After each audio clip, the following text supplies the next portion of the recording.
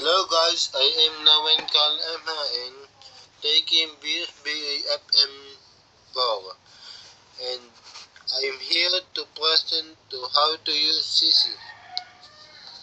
But before that, I am introduce to you what is CC all about and what are the uses of CC at kung ano ang mga nakapalag dito.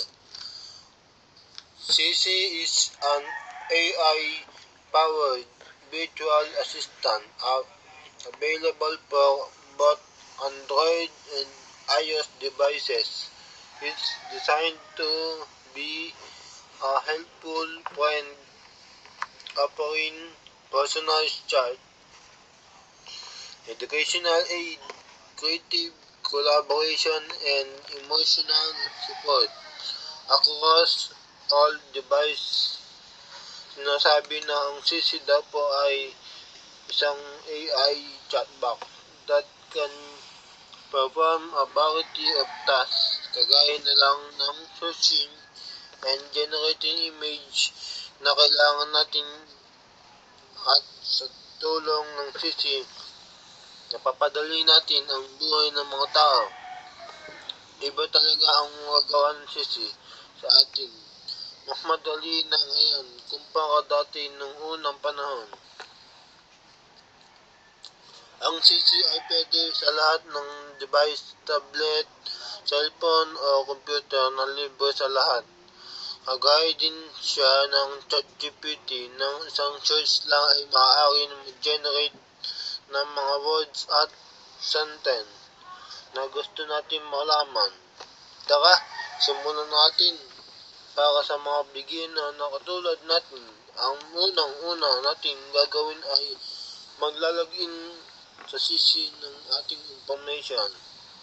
Nakapag-login na ako kanina. Pwede siya ilogin sa Gmail o sa Facebook o di kaya sa cellphone number na meron kayo. At ayun, pwede nyo gamitin ang CC. Pagkatapos ay ating aalamin kung paano ba ito gamitin. Madaming mga features na meron ang CC. Ang una ay AI search, Write for me, image generation, AI reading, translate, and summarize web page. Dito sa AI search, magta-type lang tayo ng mga words na gusto nating. For example, flower, ayun, mag-generate na siya at lalabas na ang mga information sa mga flower. Dito lamang po tayo sa Write for me. Mag-iisip ka ng topic na gusto mong gawin sa CC. For example, ay flower, ayun po nalabas ang mga flower topic dito. Dito naman po sa image generation ay search mo lang ang picture na gusto mong lumabas.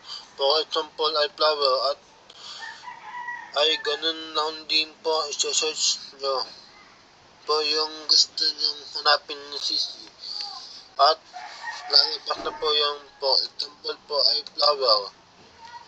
Dito naman po ay sa translate ay ita-translate po natin ang gusto natin i-translate sa word, halimbawa po bulaklak. At ang last po ay sasummarize web page. Dito naman po ay sasummarize web page. Halimbawa, ito pa ang unang pipindutin. Lang po natin ang lalabas po yun.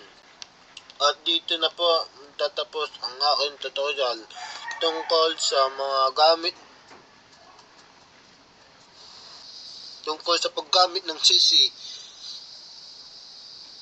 kung paano gamitin. Bye guys, paalam, hanggang sa muli.